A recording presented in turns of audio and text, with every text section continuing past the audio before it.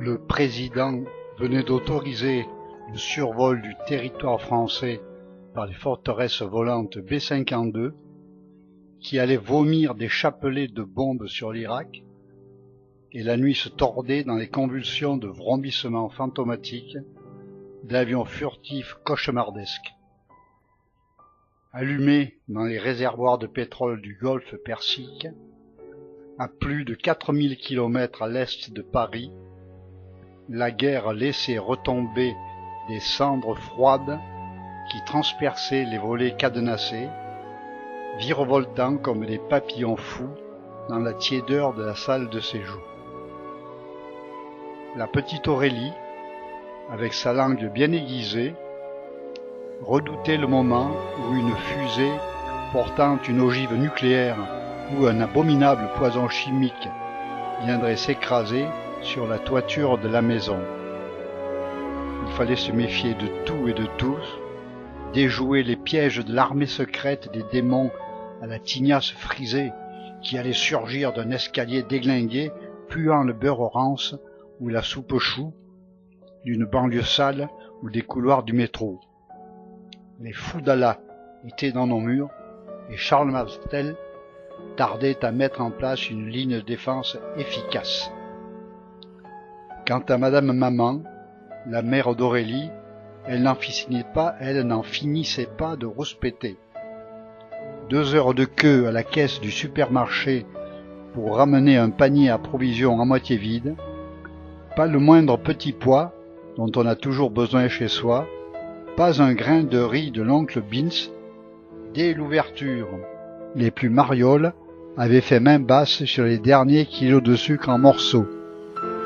Et Madame Maman passait ses nerfs sur la fillette vissée à l'écran de télé, l'œil hérissé par la curiosité et la chair de poule.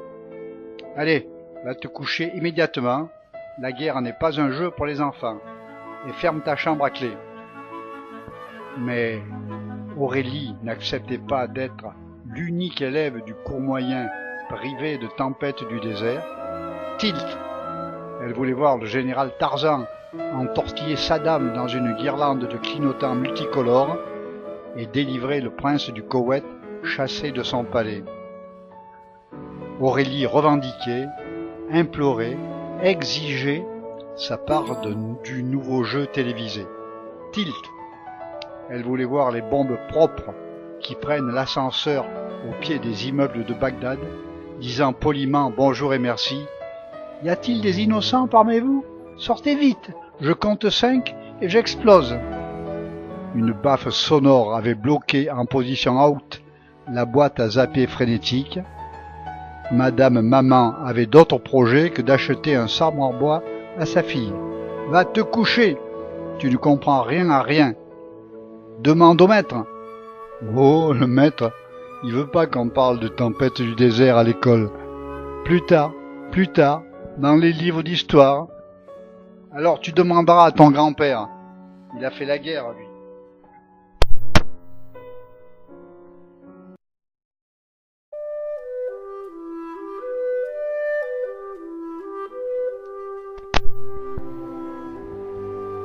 Il fait toujours beau à Villebois.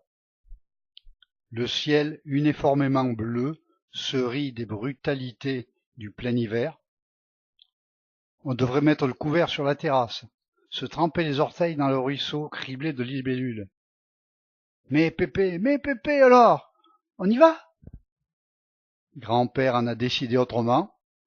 On va grimper au cimetière qui joue à la balançoire entre les grands cyprès noirs, se farcir les chuchotements des gens sombres qu'on croise le matin de Toussaint, encombrés de pots de bruyère et de chrysanthèmes. Quand on pourrait s'offrir 2 heures de vacarme et de lumière bourrée de vitamines.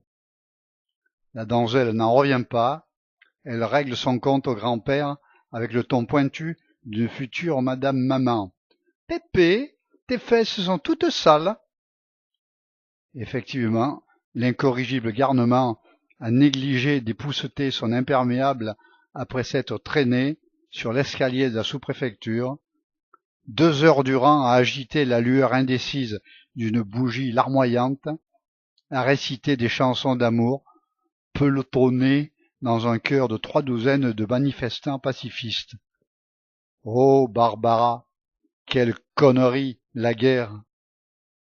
Le pépé n'a pas manqué par contre de rapporter à la gamine éberluée le jeu de gros mots improvisé par un groupuscule d'anarchistes qui ressassaient, à la barbe des agitateurs de bougies, sur l'air de Si tu veux faire mon bonheur, Président, si tu savais, ta sale guerre, Président, si tu savais. Les avions de guerre américains à la pointe de la technologie vont faire face à des pilotes irakiens rompus au combat, installés dans des chasseurs de fabrication française et soviétique. Désertion. Dans le combat aérien moderne, seule la haute technologie permet de s'octroyer la suprématie aérienne. Ni les caprices, ni les accès de mauvaise humeur ne sauraient desserrer les liens de tendresse, les nœuds de complicité, les petites cachotteries et les grands secrets, les mots trop gros pour les oreilles de Madame Maman, qui ligotent la fillette et le grand-père. Aurélie s'est rangée à l'idée d'entendre la leçon. Bien vite, les allées du cimetière prennent un petit air de jardin d'enfants. 2 feuilles bien vieilles et bien ridées font les folles sur le gravillon, mais Pépé s'est planté devant une pierre grise incrustée de lettres dorées. Raymond Couston, 1935-1957, mort pour la France. Plus ratatinée que les feuilles folâtres, une femme en noir se casse le dos à cueillir des poignées fuyantes de poussière et de cailloux. C'est ça, la guerre? Questionne Aurélie. C'est ça, ma fille. Un jeune homme de 20 ans tué en Algérie et qui n'a jamais vu l'été de 1957. Le grand-père aurait bien aimé en finir là avec cette affaire embarrassante, mais les yeux clairs de la donzelle, subitement ternis par un lambeau de nuages gris, annonce la grêle des pourquoi et des comment qui va s'abattre, passé l'instant délicieux de la larme qui dévale du coin de la paupière. Il faut prendre les devants.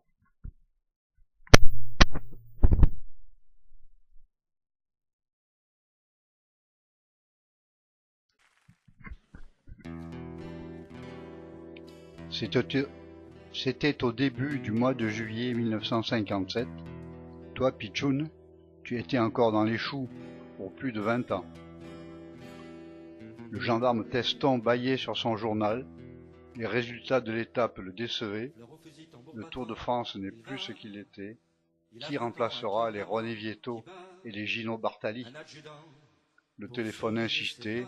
Teston prenait son temps pour répondre. Les mauvaises nouvelles peuvent attendre. L'air du matin, agité de tremblotements bleutés, laissait prévoir une journée caniculaire, abasourdie par l'explosion de l'été. Par la fenêtre entr'ouverte se glissait le martèlement de la règle battant la mesure sur les pupitres embrumés de poussière de craie, et les notes trop rauques des plus grands qui répétaient une chanson pour la fête des écoles. Quand un soldat revient de guerre, étirant les bras vers le téléphone, le gendarme jeta un œil sur la cour où séchaient, tendus entre 2 cerisiers dévorés par les pies, les robes extravagantes de Madame Lager, l'institutrice. Maréchal des logis chef Teston, j'écoute. Drôle de citoyenne, cette Irène Lager, l'institutrice sans mari, une tête quoi, qui distribue des tracts contre la guerre dans des boîtes aux lettres.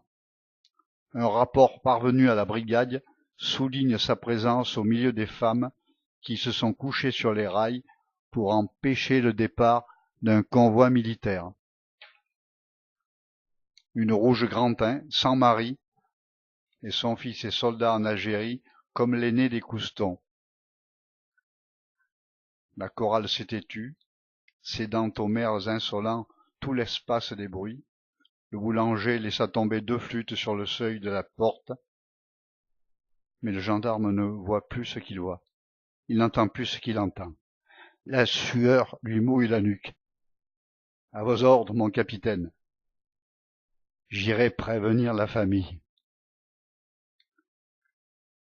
Sa main esquisse un geste pour répondre au bonjour de l'auxiliaire dévalant l'escalier du bureau de poste.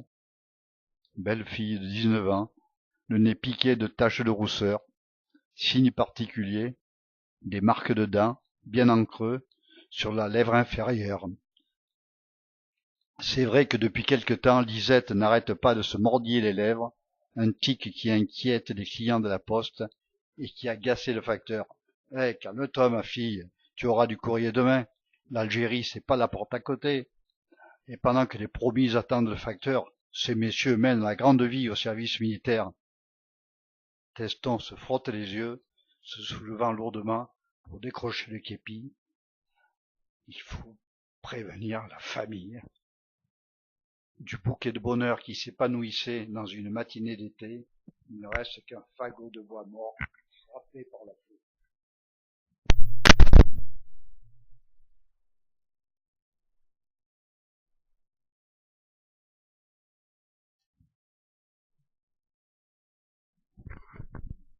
Les bols du déjeuner, méticuleusement torchonnés et rangés, avec le beurre et le pain, dans le placard mural qui tient la fraîcheur plus sûrement qu'une glacière, les lits secoués et refaits, il reste à charrier quelques arrosoirs d'eau sur les raies de tomates, la corvée des lapinières, puis à préparer le repas de midi, 3 écoliers aux joues rouges et un mari levé avant le jour, ça ne se nourrit pas de promesses.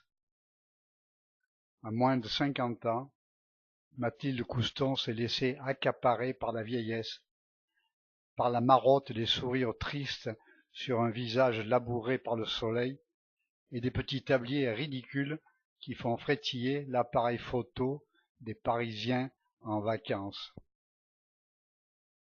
Elle se donne 1 minute pour souffler, pour caresser du regard le cadre argenté, le rire un peu forcé de Raymond bombant le torse dans sa tenue de sortie enguirlandée d'écussons, de fourragères et de galons de caporal. Comme il est beau, mon grand. Dieu merci, pour Noël, il sera là. 1 minute encore pour dire son amour et son angoisse à la Sainte Vierge bleue qui s'était laissée oublier parmi le bric-à-brac de babioles et de cartes postales gondolées encombrant le buffet, et qu'elle époussette chaque matin depuis que Raymond fait son service militaire en Algérie.